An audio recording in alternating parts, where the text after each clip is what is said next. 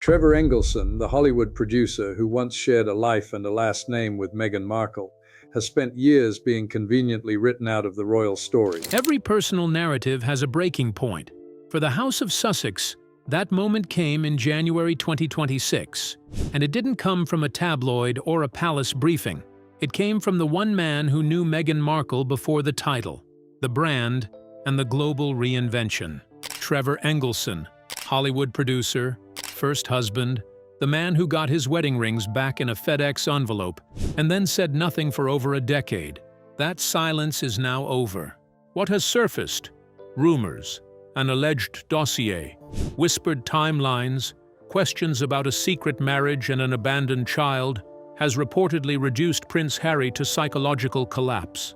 The man who once declared Meghan gets whatever she wants is now, according to sources close to the couple, directing the fury of a broken man not at the press or the palace, but at the woman he gave up everything to protect. Today, we examine the timeline, the allegations, the royal response, and the internal war inside Buckingham Palace. All of it keeps returning to one question. Did Meghan Markle build her royal life on a foundation that was never meant to be seen? Meghan gets whatever she wants. The man who said it is now asking why. Let us begin with the man at the center of this implosion, because understanding where Harry is now requires understanding where he was in 2018. When Harry told palace staff, Meghan gets whatever she wants, he was not speaking from weakness. He was speaking from a position of complete conviction.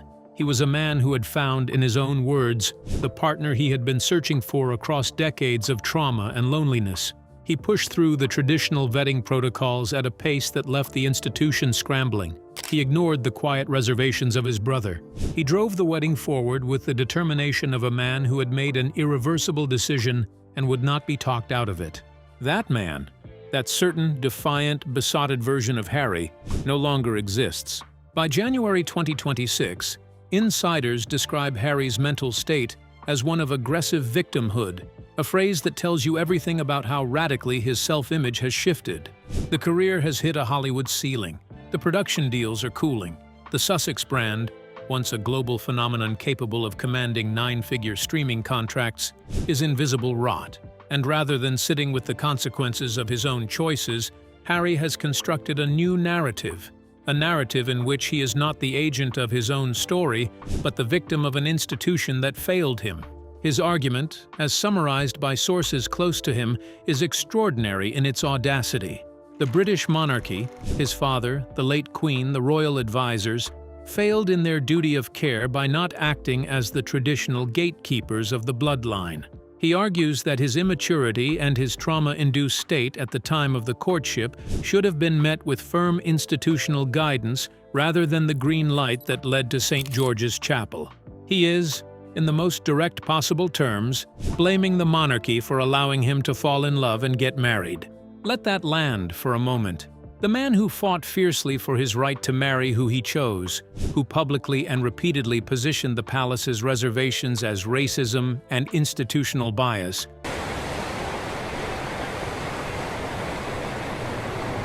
is now demanding to know why those same reservations weren't enforced more firmly. The hypocrisy is breathtaking, and it has not gone unnoticed by the one person whose response to all of this has cut deepest. But before we get to Princess Anne, because that is coming and it is extraordinary, we need to understand what triggered this specific collapse in January 2026.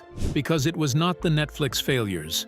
It was not the Variety expose. It was not even the Montecito neighbors turning their backs.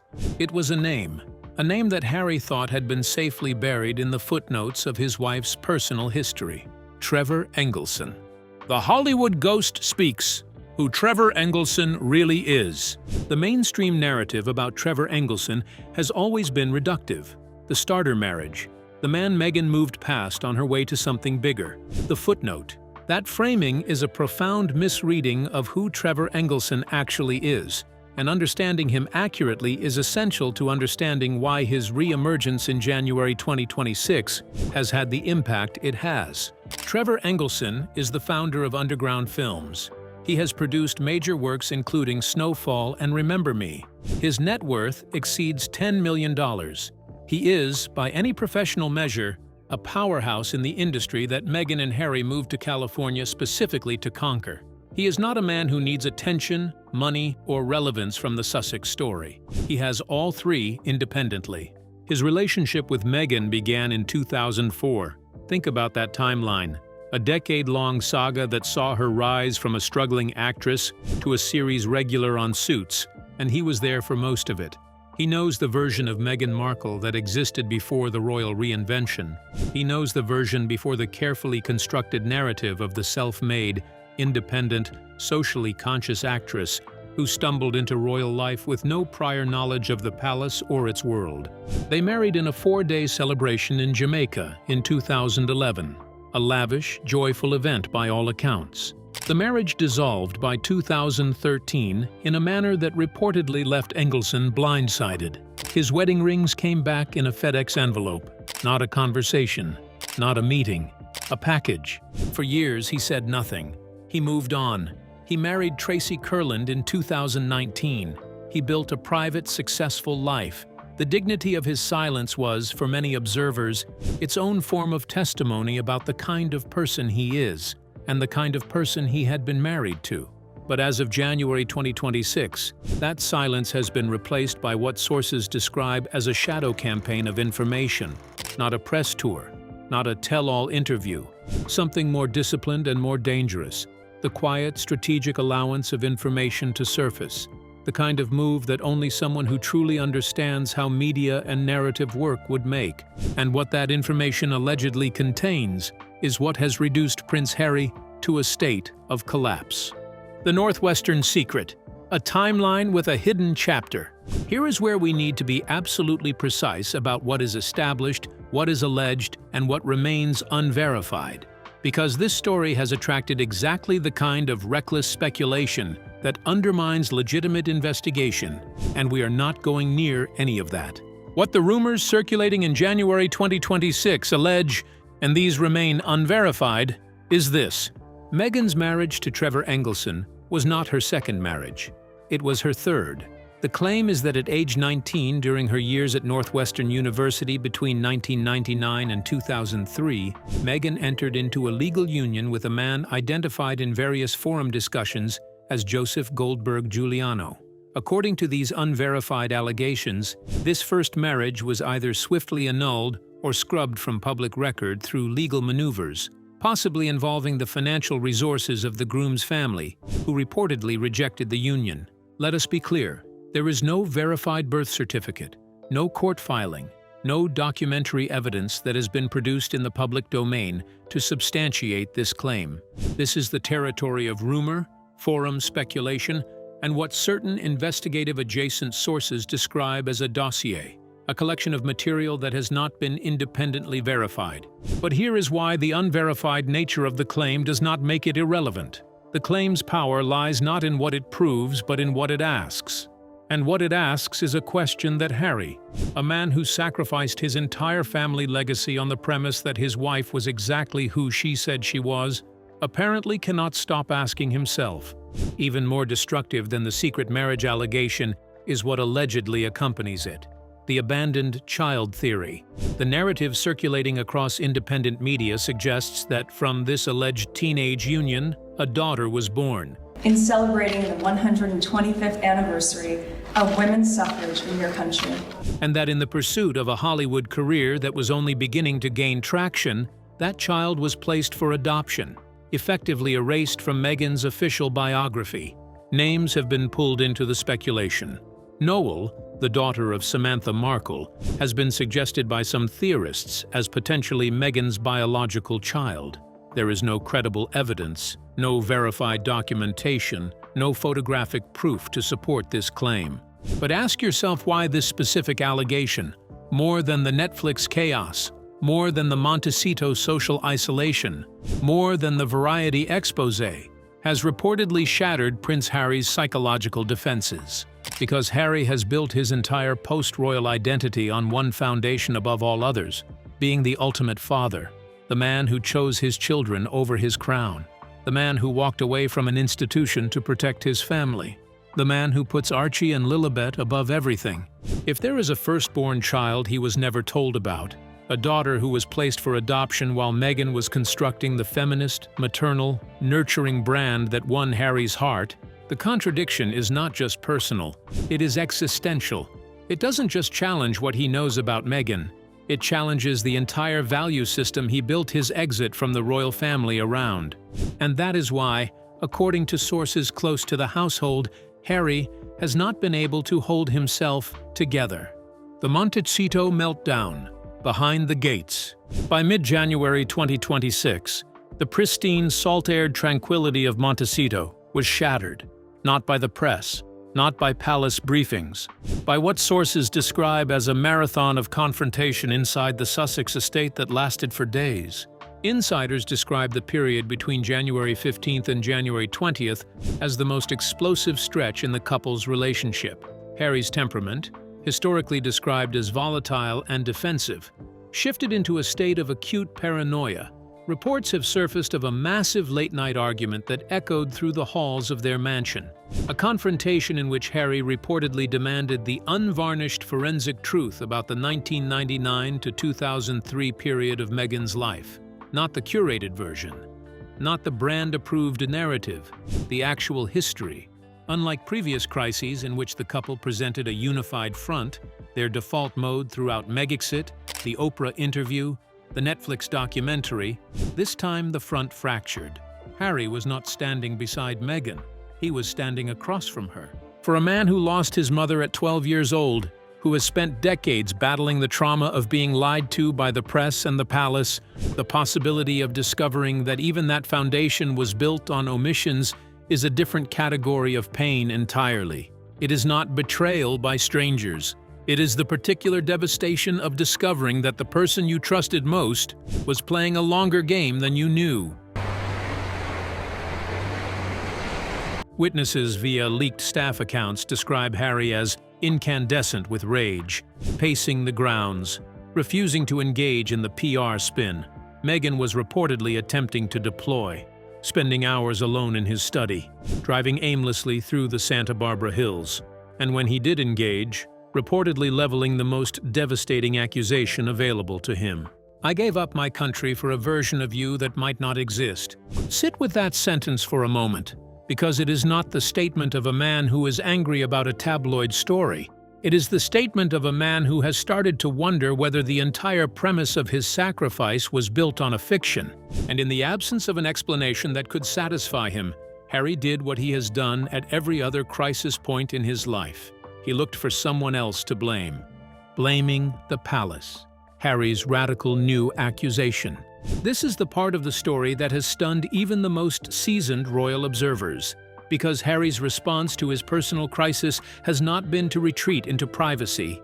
It has been to launch an accusation that represents a breathtaking reversal of everything he has said publicly for the past 8 years. The British monarchy, Harry now claims, is responsible for the current collapse of his personal and professional life, because they failed to stop him from marrying Meghan Markle. His argument, as relayed by sources close to him, is that in 2017, he was a traumatized, directionless young man who should have been guided by a firm paternal institution. Instead, he argues, the palace was so desperate to avoid being labeled racist or unwelcoming that they rushed the 18-month courtship, bypassed the deep-tissue background checks usually reserved for those entering the direct line of succession, and greenlit a marriage built on omissions. He is effectively suing the institution of his birth for failing to be his parent when he needed it most. And the audacity of this position, from a man who publicly and repeatedly fought for his autonomy, who characterized the palace's reservations as bias, who told his family, "What Meghan wants, Meghan gets," has provoked a response that nobody inside the Sussex camp anticipated. Not from the king, not from William, from Princess Anne. Princess Anne delivers a masterclass. On January 21, 2026, the Princess Royal delivered a response that was, by every account, a work of institutional precision. Anne is not a woman given to emotional statements. She is the most hardworking member of the royal family by virtually every metric. Her loyalty to the institution is absolute and unsentimental.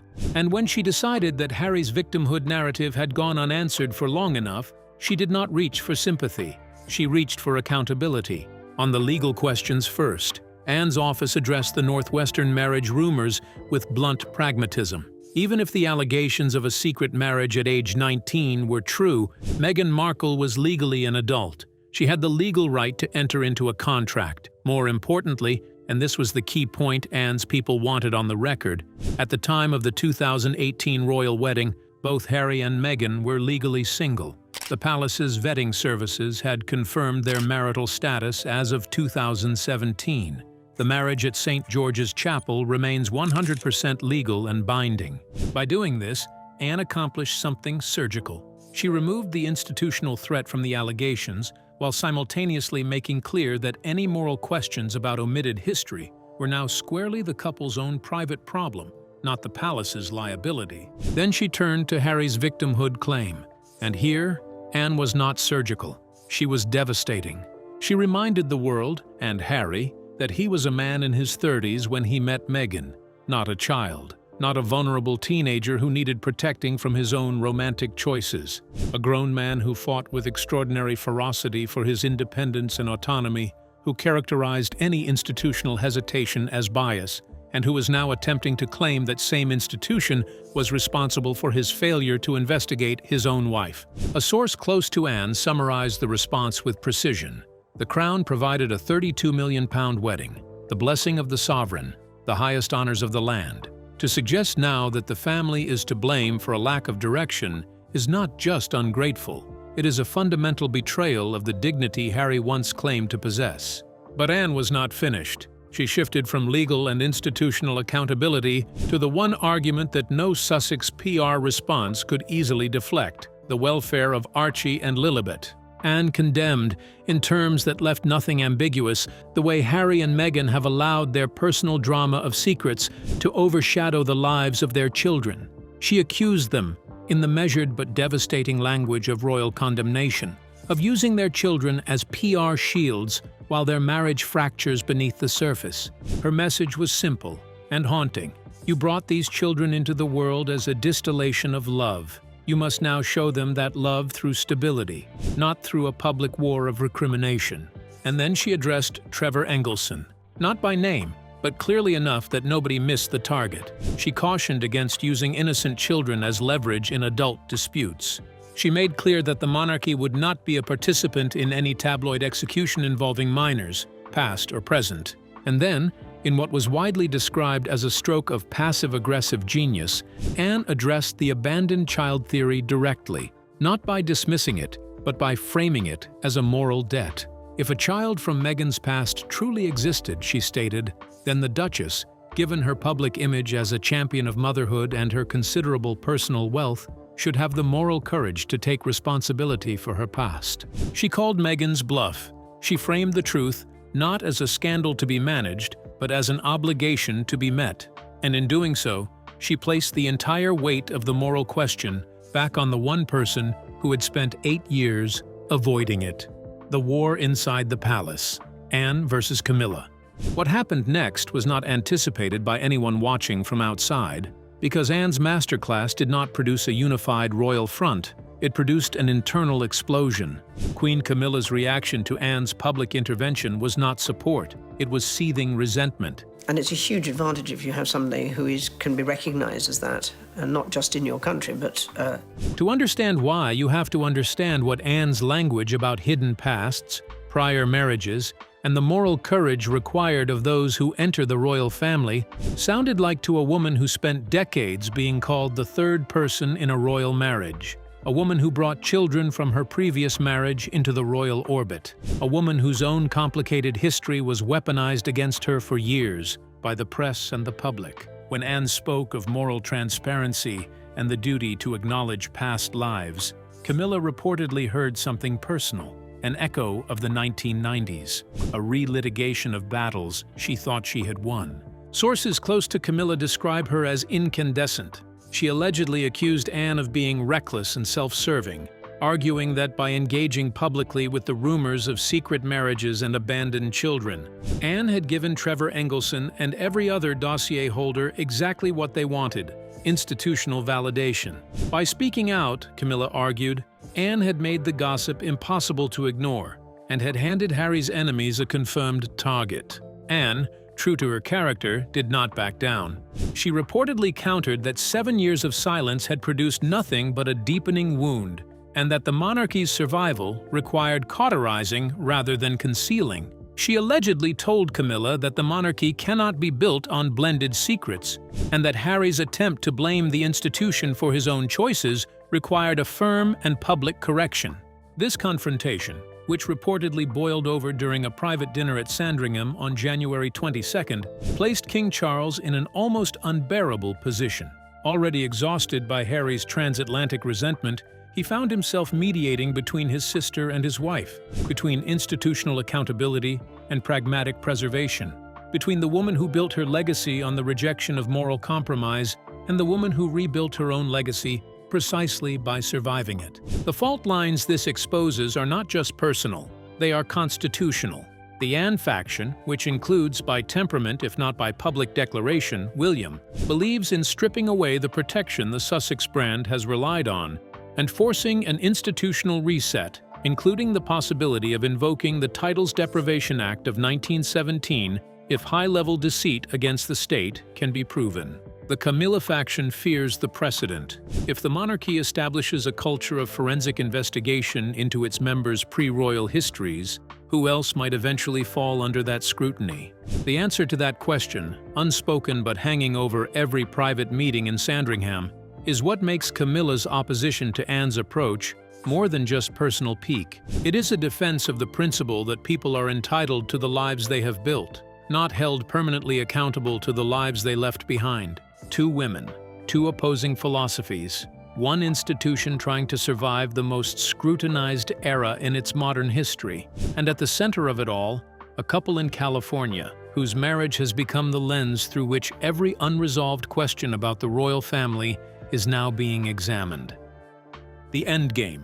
What happens next? As of January 23, 2026, the unified front of Harry and Meghan exists only in pre-recorded press releases. Behind closed doors, according to every credible account, the shift from romantic alliance to legalistic standoff is complete. Harry's transformation from protector to prosecutor has placed Meghan in a position she has never occupied before in their relationship. Her powers of rebranding, the skills she has deployed with considerable success at every previous crisis point, are not working. Because the person who most needs to be convinced is not the press, not the palace, not the Montecito neighbors. It is the man sleeping down the hall who has stopped believing her. For Harry, the road ahead has a particular loneliness to it. He cannot go back to the palace, not with any dignity, not after 7 years of public accusations. He cannot fully commit to the California project, not when he is privately questioning the foundations it was built on. He is caught between two lives, both of which have become complicated by the same force: the truth, in whatever form it eventually takes. For the monarchy, Princess Anne's doctrine has taken hold despite the internal friction. The palace has positioned itself as the defender of children, Archie, Lilibet, and any child from Meghan's past who may have been erased from her official story. It is a morally powerful position, and it is one that resonates with a British public that has growing little patience left for Sussex victimhood.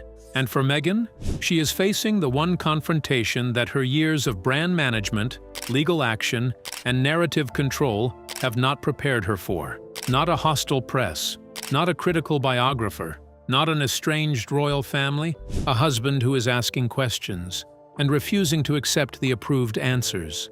The dossier, what it allegedly contains and who is holding it. The word dossier has circulated through independent media and royal-adjacent commentary circles since mid-January 2026, with the kind of frequency that suggests it is more than rumor. Multiple sources, none of whom have gone on record by name, describe a physical and digital collection of materials, documents, photographs, communication records, and sworn statements, that has allegedly been assembled over a period of years by individuals in Meghan's pre-royal orbit. Whether Trevor Engleson is the architect of this collection, a contributor to it, or simply the most visible figure associated with it, remains unclear. What is clear is that the existence of such a dossier, if it is real, represents a fundamentally different category of threat than anything the Sussexes have faced before. A hostile biography can be dismissed as speculation.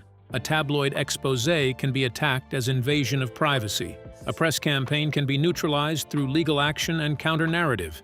A dossier, held by private individuals who have no financial incentive to sell and every strategic reason to release selectively, cannot be managed by any of those conventional tools. Sources close to the situation describe the alleged contents as falling into three distinct categories.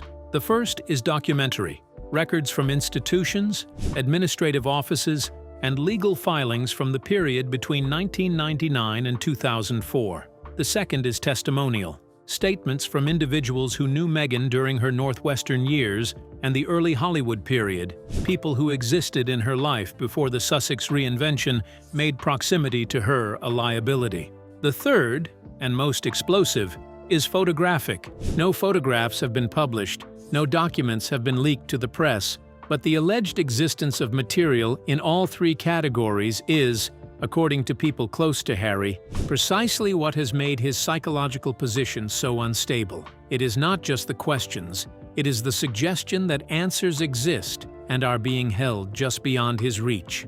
Samantha Markle, the witness nobody wanted.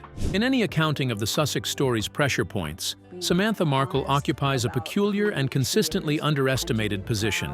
She is easy to dismiss, the estranged half-sister with a documented history of hostile public statements, a book to sell, and an axe to grind so large it has occasionally undermined her credibility. The mainstream media has largely treated her as noise, but strip away the tabloid theatrics and a more complicated figure emerges. Samantha Markle has, across multiple years of interviews and statements, made specific factual claims about Meghan's early life that have never been directly refuted with documentary evidence. She has referenced a version of Meghan's history, including family dynamics, financial circumstances, and personal decisions made in the period before public life, that diverges sharply from the approved narrative. In January 2026, Samantha resurfaced with what she described as renewed urgency. She did not announce a press tour. She did not give a headline interview.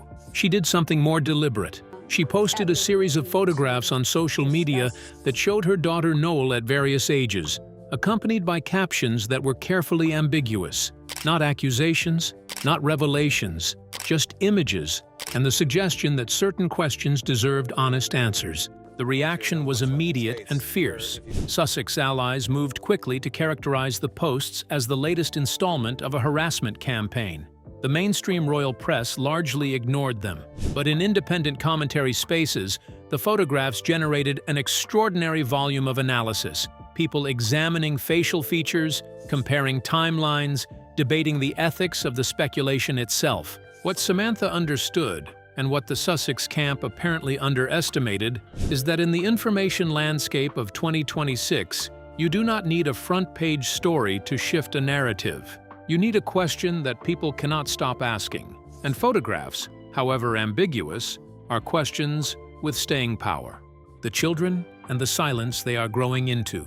Amid the legal maneuvering, the palace internal battles, and the Montecito confrontations, one element of this story has been almost universally handled with too little care: the children. Archie Harrison Mountbatten Windsor is 6 years old. Lilibet Diana Mountbatten Windsor is 4. They are being raised in a household that, according to every credible account from January 2026, is in the grip of profound psychological and relational crisis. They are being raised by a father who is reportedly cycling through rage, paranoia, and grief on a daily basis. They are being raised in a media environment in which their own names are attached to stories about secret siblings, abandoned children, and institutional scandal. Princess Anne's intervention, for all its precision and institutional logic, contained within it a moral observation that transcended palace politics. Children absorb what is not said in their households as readily as what is spoken. The silence between Harry and Meghan, the silence that has reportedly replaced the confrontations since January 20th, when the screaming gave way to something colder and more frightening, is its own form of communication, and it is being received by two very small people who have no context for understanding it. Multiple child psychologists, speaking in general terms to various outlets in the weeks following Anne's statement, made a consistent observation. Children whose parents are in relational freefall do not need to be told what is happening. They feel the architecture of their security shifting long before any adult sits them down for a conversation. They become hypervigilant, they become clingy, or they withdraw. They begin to perform stability in ways that mask their distress. Whatever the truth of the dossier, whatever the legal outcome of the palace's deliberations, whatever Harry eventually decides about the marriage he sacrificed his birthright to protect, Archie and Lilibet are paying a cost they did not choose. And that, more than any allegation about Northwestern University or FedEx envelopes or secret marriages, is the part of this story that should not be lost in the noise. The question that changes everything. We return, at the end of all of this, to the question that opened our story. Did Meghan Markle build her royal life on a foundation that was never meant to be seen? The honest answer, in March 2026, is that we do not know.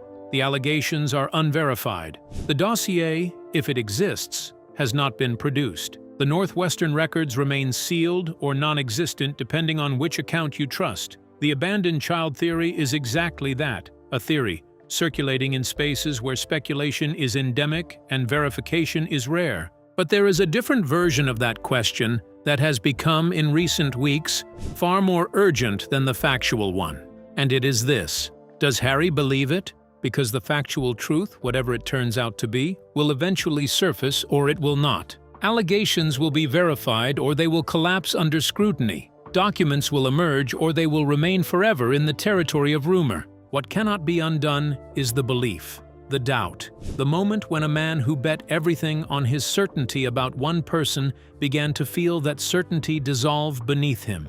That dissolution, quiet, irreversible and happening in real time behind the gates of a Montecito estate, is the real story of January 2026. Not what Meghan did or did not do before she was a duchess, but what Harry is doing now that he is no longer sure.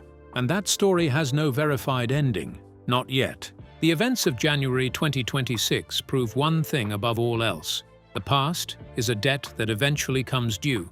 Meghan Markle's mastery of the rebrand, the skill that took her from struggling actress to global duchess to American media entrepreneur, has met its match in the digital age's refusal to let anything stay buried permanently. Trevor Engelson's decade of silence was not forgetting. It was waiting, and in the hands of a man who understands narrative architecture as well as any producer in Hollywood, the timing of what surfaces and when is never accidental. Harry is not the villain of this story. He is its most tragic figure, a man who made irreversible choices on the basis of what he believed to be the whole truth, and who is now confronting the possibility that the truth had chapters he was never shown. The gilded cage he complained about for years has been replaced by something he apparently finds more suffocating, a cage of questions with no verified answers, in a house where the woman who holds those answers has spent 8 years perfecting the art of not giving them. The era of the uncontested Sussex narrative is over. What comes next? The dossier, the investigations, the palace's legal calculations, and most of all, Harry's own reckoning with the choices that brought him here, will define not just this couple, but the institution they left behind. The truth is no longer what the Sussexes say it is. It is what the archives, the timelines, and the people who were there before the cameras arrived say it is. And those people are no longer staying quiet. I want to hear from you. Do you believe Harry's claim that the palace failed in its duty to vet Meghan? Does the abandoned child allegation, unverified as it remains, change how you see the Sussex story? And what do you think Trevor Engelson's real motivation is in allowing any of this to surface now? Drop your thoughts below, share this if it made you think, and subscribe, because this story is not finished, not even close.